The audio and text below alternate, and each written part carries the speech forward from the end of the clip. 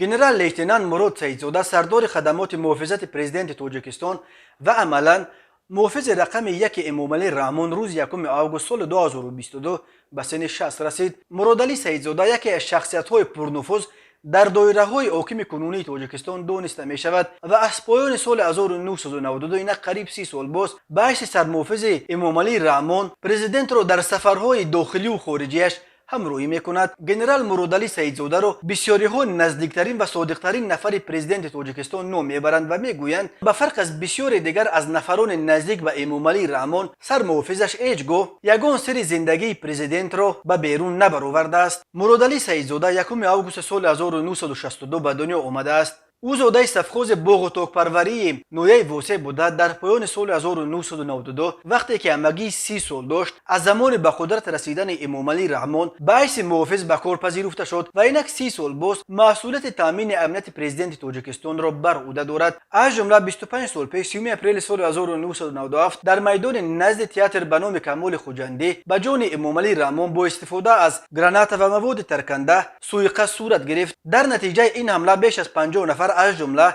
پرزیدنت جراحت برداشت و بعد همگی نیم ساعت در پی معاینه طبیبان به تالار تئاتر به نام کمال خوجندی برگشت و در پیش مردم سخنرانی کرد. در تشکیل سوءقصد به جان امامعلی رحمان در خوجند چند نفر از جمله خورشید عبدالشکوروف ملقب به تایسون و عبدالله جانوف برادر سروزیر سابق تاجیکستان عبدالملک عبدالله جانوف را گناهکار کردند. تایسون هنگام سوءقصد کشته شد ولی برادر عبدالله جانوف را به قتل محکوم کردند. یعقوب سلیموف که سال 1997 رئیس گمرک بود و پرزیدنت را در آن سفر همراهی میکرد چندین بار گفته بود که امامعلی رحمان را در آن روز او از مرگ نجات داد، ولی 2 سال پیش نشریه SSSR در یک مطلبش نوشت که جان امامعلی رحمان را در خوجند سرمحافظش مراد سعیدوف نجات داده بود نه یعقوب سلیموف. همچنین ژورنالیست نیلوفر عزیز همان سال 2020 در یک فیلم مستند با نام دوربین حقیقت ویدیوهای نادر سوءقصد 30 اپریل سال 1997 به جان پرزیدنت را نشر کرد